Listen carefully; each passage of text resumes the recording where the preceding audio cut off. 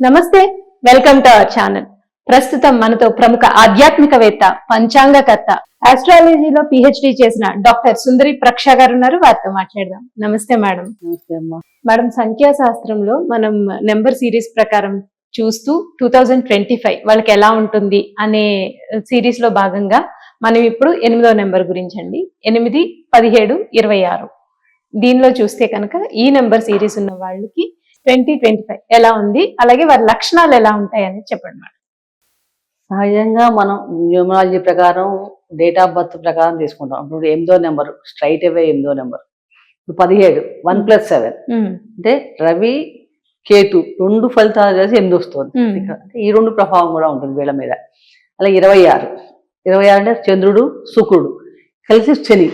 అంటే ఈ 26లో పుట్టిన వాళ్ళ మీద చంద్రుడు ఫలితం, శుక్రుడు ఫలితం, శని ఫలితం.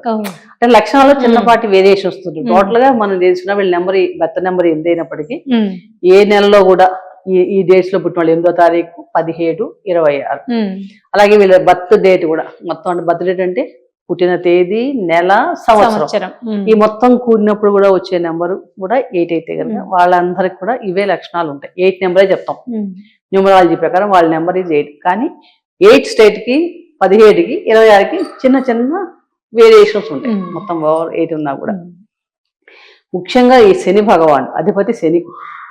శని అంటే తెలుసు మన అందరూ కర్మకారకుడు, నీతి నియమాలకు పెట్టింది పేరు. అంటే ఒక క్రమశిక్షణ అన్న లక్షణం శని భగవాన్ అంటేనే అందరికీ తెలుసు. సామధాన భేద దండోపాలు ఉపయోగించి మరి ఎల్లాడిలో అందరి చేత చేయిస్తాడు. చేయకపోతే నువ్వు చేస్తావా, నన్ను చేయమంటావా అనే నేచర్ ఉంటుంది అన్నమాట వీళ్ళకి. నువ్వు మారుస్తావా, నన్ను మార్చమంటావా. సో అధిపతి శని వీళ్ళకి. సహజంగా వీళ్ళు ఏంటంటే నీతి నియమాలు చక్కగా ఉంటాయి, వీళ్ళకి ఎక్కువగా ఉంటాయి. కానీ నిదానమే ప్రధానం. శని అంటేనే మందుడు, నెమ్మదిగా చేస్తారు. నిదానం ప్రధానం అన్నమాట వీళ్ళకి. అన్ని లేట్ గా జరుగుతాయి జీవితంలో కూడా, అన్ని నెమ్మదిగా ఉంటాయి. సహజంగా వీళ్ళంటే ఒంటరితనాన్ని ఎక్కువగా ఇష్టపడుతుంటారు. సహజంగా పెద్ద అందరితో కలవటం, ఏదో చేసేసుకుంటారు. శని అంటే అలాంటి వాటికి దూరంగా ఉంటాడు. కాబట్టి ఒంటరితనం ఎక్కువగా ఇష్టంగా ఉంటుంది వీళ్ళకి. అలాగే వీళ్ళు ఏంటంటే మంత్రశాస్త్రం మీద మంచి ఆసక్తి ఉంటుంది వీళ్ళకి. మంత్రశాస్త్రం మీద చాలా ఎక్కువగా ఉంటుంది. ప్రేమ వ్యవహారాలు అంతగా అనుకూలించవు వీళ్ళకి. కొంచెం టచ్ మీ నాట్ అనే ఉంటారు. కానీ మంచి సహనం, పేషెన్స్, నిదానం కదా, చాలా అన్ని పనులు నిదానంగా పేషెన్స్ గా చేస్తారు అన్నమాట. మొత్తం మీద అంటే కష్టపడే మనస్తత్వం ఎక్కువ ఉంటుంది ఇలా. కష్టపడితేనే అన్ని లభిస్తాయి. శ్రామికంగా ఎక్కువ ఇష్టపడతారు. శ్రామికులకి వీళ్ళందరికీ శని భగవాన్ అధిపతి కాబట్టి కష్టపడే నేచర్ చాలా ఎక్కువ ఉంది. కష్టపడాలి కూడా, పడతారు. నడక, వ్యాయామాలు, క్రమశిక్షణ ఇవన్నీ కూడా వీళ్ళ సొంతం అని చెప్పచ్చు. ఓ రకంగా చెప్పాలంటే బద్ధకం కూడా ఉంటుంది. సేమ్ టైం నిదానంగా బద్ధకం కూడా ఎక్కువ. శనికి బద్ధకం కూడా ఎక్కువ ఉంటుంది. ఇక్కడ మనం ఇప్పుడు 20 సంవత్సరం గురించి చెప్పుకుంటాం. ఈ 20 సంవత్సరంలో ఈ 8వ నెంబర్ వాళ్ళ మీద ఏ నెంబర్ల ప్రభావం మనం ఎక్కువగా ఉంటుంది అని చూస్తే కనుక 8వ నెంబరు 9, 1, 7, 5 ఈ సంఖ్యల ప్రభావం చాలా ఎక్కువగా ఉంటుంది వీళ్ళ మీద. అంటే ఈ గ్రహాలు సంబంధించిన విషయాలు ఎక్కువగా జరుగుతూ ఉంటాయి వీళ్ళకి. ఓవరాల్ గా చూస్తే మిశ్రమ ఫలితాలే ఉన్నాయి 20-25 వీళ్ళకి. ఎందుకంటే కుజుడికి శనికి అంత ఈయనేమో కొంచెం ఒకసారి బతకంగా కూడా ఉంటాడు. కుజుడేమో ఉద్రేకం, తొందరపాటు, ఫాస్ట్ గా అయిపోవాలి, ఏ పనైనా ఇమీడియట్ గా అయిపోవాలి, దూసుకెళ్ళిపోతూ ఉంటాడు, ఆగడు. కొంచెం మిశ్రమ ఫలితాలే కనిపిస్తున్నాయి. ఆరోగ్యపరంగా చూస్తే మటుకు ఈ సంవత్సరం కొంచెం ఇబ్బందులు తప్పెట్టిలేవు వీళ్ళకి.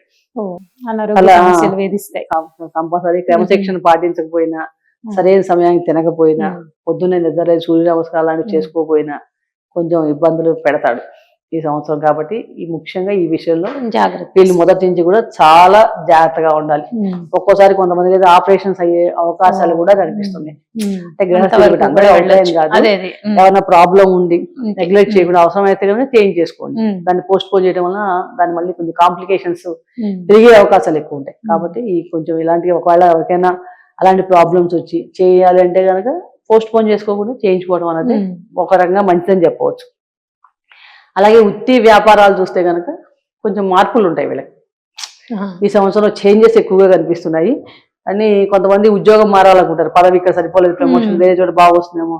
కానీ అలా తొందరపడి కనుక నిర్ణయాలు తీసుకోకండి. మీకు నిజంగా అవతల అవకాశం ఆఫర్ చేతిలోకి వచ్చి బాగుంది అంటేనే ఆలోచించి నిర్ణయం తీసుకోండి. అంతేగాని తొందరపడిపోయి ముందుగా రిజైన్ చేసేసి వేరే దానికి వెళ్ళిపోవాలనుకోవడం కరెక్ట్ కాదు ఇక్కడ.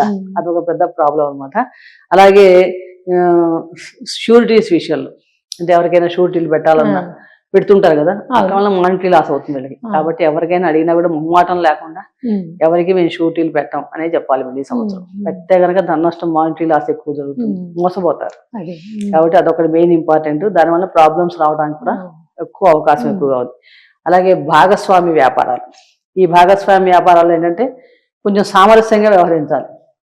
అంటే అపోహలు రావటం, గొడవలు, ఘర్షణలు వచ్చే అవకాశం కొన్ని ఏడాదిలో ఉంటాయి ఇలాంటివి. కానీ వాటిని మనం వీళ్ళు ఎంత కూల్గా దాన్ని క్లారిటీగా మాట్లాడుకోవడం, ముందు నుంచి క్లారిటీగా ఉండడం చేస్తే వల్ల సక్సెస్ అవుతాయి. కానీ లేకపోతే కొంచెం బ్రేకప్ అయ్యే అవకాశాలు ఉన్నాయి, మోసపోవడం, నష్టం జరిగే అవకాశాలు కూడా ఉన్నాయి. కాబట్టి ఈ విషయాల్లో కూడా వీళ్ళు ఎక్కువ 8 నెంబర్ వాళ్ళు ఈ సంవత్సరం కొంచెం జాగ్రత్తలు తీసుకోవాలి.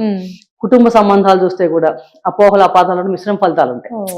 అంటే ఒకసారి దూరంగా వెళ్లాల్సిన పరిస్థితి రావచ్చు వాళ్ళు అనవసరంగా ఏమన్నా. కాబట్టి వీళ్ళంతో మీ కమ్యూనికేషన్ స్కిల్స్ లో కానీ వీళ్ళేందో ఎవరికి అపోహలకి తావివ్వకుండా మాట్లాడటం చేసుకుంటే చాలా బాగుంటుంది. అలాగే కొత్త సంబంధాలు ఏర్పడే అవకాశాలు ఉన్నాయి. అవివాహితులు కూడా వివాహ యోగ్యాలు కూడా ఉన్నాయి. అయితే ఏంటంటే సబ్జెక్టు కొంచెం వచ్చాక కూడా వివాహం చేసుకున్నా కూడా మీరు కొంచెం మొదటి నుంచి కూడా మెయింటైన్ చేయాలి రిలేషన్స్. ఈ సంవత్సరం అంతా మీ స్వభావ ప్రకారం ఉండకుండా కొంచెం అర్థం చేసుకొని ఉండటం ఇలా చేయగలిగితే చాలా మటుకు వీళ్ళకి కలిసి వస్తుందనే చెప్పవచ్చు. అంటే పాత సంబంధాలు కూడా అయిపోయింది కదా, కొత్త సంబంధం వచ్చింది, వీళ్ళని వదిలేస్తాం, వీళ్ళని పట్టించుకోకుండా వాళ్ళతోనే ఉంటాం, అలా కూడా కరెక్ట్ కాదు. అప్పుడు పాత సంబంధం వాళ్ళ వల్ల ప్రాబ్లమ్స్ వస్తాయి, అంటే దూరం అయ్యే అవకాశం ఉంది. మొత్తం అంటే ఓవరాల్ ఏంటంటే సమయానుకూలంగా చూసుకొని ప్రవర్తించాలి. ఈ సంవత్సరం వీళ్ళకి అంత పెద్ద ఫేవరబుల్ గా లేవు స్టార్స్, ఉన్నాయి కానీ ఉన్నంతలో వీళ్ళ దాని ప్రకారం కొంచెం జాగ్రత్తగా ఉంటే కనుక ఈ సంవత్సరం చాలా బాగుంటుంది. విద్యార్థులకు మనకు చాలా వరకు అనుకూలమైన ఫలితాలే ఉన్నాయి. కొంచెం శ్రమ పడితే కనుక మంచి కాలేజీలో వీళ్ళకి చక్కగా సీట్స్ రావడానికి అవకాశం ఎక్కువగా ఉంది. ఓవరాల్ గా చూస్తే కనుక వీళ్ళు కొంచెం సవాళ్ళు ఎదుర్కొంటారని చెప్పవచ్చు. ఒక రకంగా ఛాలెంజ్ గా ఉంటుంది ఈ సంవత్సరం వీళ్ళు. కాబట్టి వీళ్ళు కొంచెం ప్రతి విషయాన్ని పాజిటివ్ గా తీసుకొని దైవ బలాన్ని పెంచుకొని రిలేషన్షిప్ విషయాల్లో కానీ, ఉద్యోగ విషయాల్లో కానీ, ఆర్థిక సంబంధం విషయాన్ని, షూటీలు ఇవ్వడాల్లో కానీ వీటన్నిటిలో కూడా చేసుకోవడం. హెల్త్ విషయం ఎస్పెషల్లీ హెల్త్ ఈజ్ వెల్త్ అన్నాం కాబట్టి ముఖ్యంగా ఈ సంవత్సరం మొదటి నుంచి చక్కగా శారీరక శ్రమ ప్లాన్ చేసుకోండి. ఆ జిమ్కి వెళ్తారా, వాకింగ్ చేస్తారా, ఎందుకంటే శ్రమని ఎక్కువగా ఇష్టపడతాడు సింహ భగవాన్. మీరు ఆహార డైట్ కంట్రోల్ చేసుకుంటారు, ఎలా అయినా సరే హెల్తీ డైట్ తీసుకోవడం, సమయానికి తీసుకోవడం, ఇవన్నీ చేసుకుంటే నిద్రపోవడం, హెల్తీగా షెడ్యూల్ ప్లాన్ చేస్తే కనుక చాలా మటుకు హెల్త్ ఇష్యూస్ మనం తగ్గించుకోవచ్చు అనమాట. మేడం, అయితే ఇప్పుడు వీళ్ళు చేసుకోవాల్సిన పరిహారాలు ఏంటి అంటే, ఇప్పుడు ఇందాక మనం అనుకున్నాం వీళ్ళకి ఎలా ఉంటుంది ఈ సంవత్సరం అంతా కొంచెం ఛాలెంజింగ్ గా ఉంటుంది కాబట్టి సంయమనం పాటించుకోవాలి. అలా నిరాశపడే అవసరం లేదు. వీళ్ళు కొంచెం ప్రయత్నం చేసి దగ్గర చేసుకుంటే ముందు నుంచి ప్లాన్ చేసి మనం చెప్పుకునేది తెలుసుకునేది అందుకోసం కదా. అంతే కదా. అంటే మొదటి నుంచి ఎలా ఉంటే దాన్ని ఎలా చేసుకోవచ్చు, ఏ మంత్ లో మనం ఏ విషయాల మీద కాన్సన్ట్రేట్ చేయాలి, ఏ విషయాల్లో ప్లాన్ చేసుకోవాలి, అది చూసుకోవడం ఫస్ట్ ఇంపార్టెంట్. అలాగే అట్ ద సేమ్ టైం మనకి దైవ బలం కూడా పెంచుకోవాలి. శివారాధన ఎక్కువ చేసుకోవాలి. శివుడికి అభిషేకం చేసుకోవడం కానీ శనివారం నాడు, అలాగే శివ పంచాక్షరి మంత్రం జపం చేసుకోవడమా, ఇలాంటివన్నీ ఎక్కువ చేసుకుని ఉండాలి. ప్రతిరోజు కూడా సూర్య నమస్కారాలు, సూర్యుడికి అర్ఘ్యం ఇవ్వటం, ఆదిత్య హృదయ స్తోత్ర పారాయణ చేయటం చాలా మంచి ఫలితాలను ఇస్తుంది.